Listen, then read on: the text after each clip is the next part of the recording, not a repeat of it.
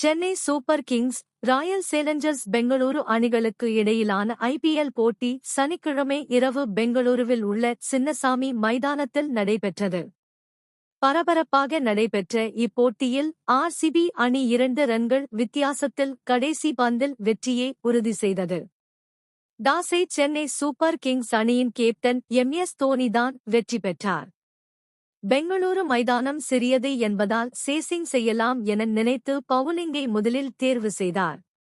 அதன்படி ஆர்சிபி அணி முதலில் பேட்டிங் ஆடியது.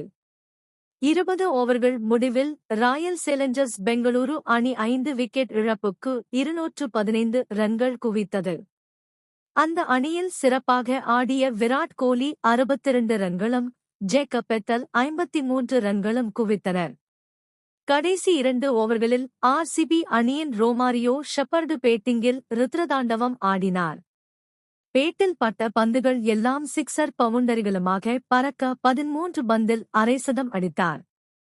மொத்தம் 14 பந்துகள் மட்டுமே ஆடிய ஷெப்பர்டு 6 சிக்ஸர்களும் 4 பவுண்டரிகளும் விளாசி 53 ரன்கள் குவித்தார். அதாவது சிஎஸ்கே அணி கடைசி 2 ஓவர்களில் 53 ரன்களை விட்டுக் கொடுத்தது.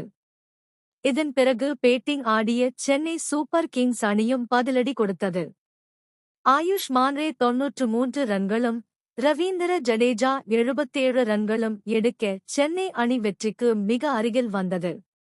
ஆனால் கடைசி கட்டத்தில் அதிரடி காட்டாமல் இருந்ததால் வெறும் 2 ரன்களில் தோல்வியை சந்திக்க நேரிட்டது. இதில் அம்பையர் செய்த தவறுகளும் சென்னை அணியின் வெற்றிக்கு பெரும் தடையாக அமைந்துவிட்டது. டெவால்டு பிரீவிஸோக்கு கள நடுவர் ஆர்சிபி அணியின் எல்பிடபிள்யூ அப்பீலுக்கு அவுட் கொடுத்தார். அப்போது உடனே பிரீவிஸ் ரிவ்யூ கேட்காமல் 2 ரன்கள் ஓடி முடித்த பிறகு ரிவ்யூ கேட்டார். ஆனால் ரிவ்யூவிற்கான டைம் முடிந்துவிட்டது என நடுவர் கூறியதால் வேறு வழியின்றி டெவால்டு பிரீவிஸ் களத்தை விட்டு வெளியேற நேர்ந்தது. அதன் பிறகு டிவி ரிப்ளேவில் அந்த எல்பிடபிள்யூ அவுட்டே இல்லை என்பது தெரிந்தது. இதனால் சிஎஸ்கே அணி கடும் அதிருப்தி அடைந்தது. இது ஒருபுறம் இருக்க, பெங்களூரு மைதானத்தில் இருந்த ஆர்சிபி ரசிகர்கள் சிஎஸ்கே ரசிகர்களிடம் கலாட்டாவில் ஈடுபட்டனர்.